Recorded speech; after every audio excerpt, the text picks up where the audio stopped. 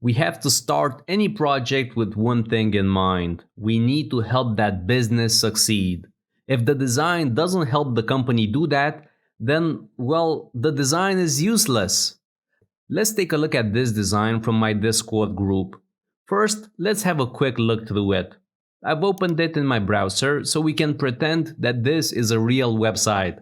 And as we go through it, we can see some lovely images, nice grays, a pretty good use of fonts. Overall, a pretty good impression, right? That's what you might believe. This is actually a pretty bad design. And let me explain why. This business sells furniture. It says so right here in the hero area through this headline. Well, then where is the shopping cart icon? You can't have a store without a cart. You may think that the cart icon is gonna be visible when you log in, but that's not how online stores work.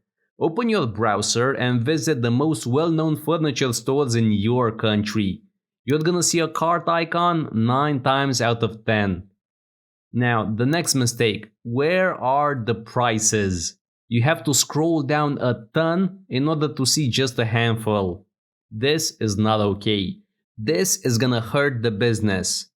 Through our design, we have to help the visitor as fast as possible.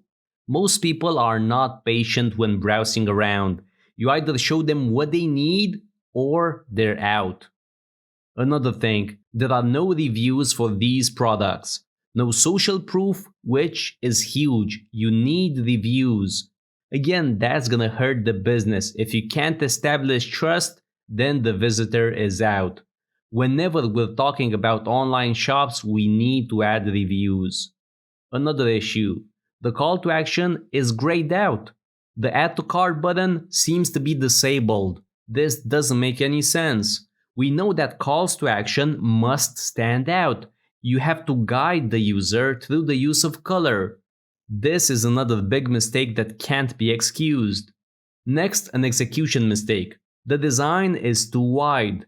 The total width is 1920, which is correct, but the active area is over 1600 pixels. Now, usually that's not the end of the world, but if you can't follow my advice from this course, for something so simple like the active area, which is clear-cut, 1200 pixels, if you can't follow that, then how will you manage with more complex principles? That's why this is a mistake that's worth mentioning. You should follow my advice. Here's another thing. Does this business ship internationally, or is it based in a certain country? We have no idea. Does the business have a social media presence? No idea. How much does shipping cost? No idea. What's the return policy? Where's the search feature? And so on. I think you get the picture. There are so many unanswered questions that the only thing that you can do as a visitor is to leave. Now, does the website as a whole look nice? Sure, yeah, I mentioned that at the beginning of this lecture. It does look nice. But will it help the business? No, far from it. That's why this is a bad design that needs more thought put into it. Whenever you're in doubt, just act like a visitor. Imagine you want to buy a new couch. Does this design help you? If the answer is no, then you as the designer, you need to go back a step and look for more inspiration. Look for real businesses and you'll see that most of them give immediate answers to most questions. Okay, let's continue.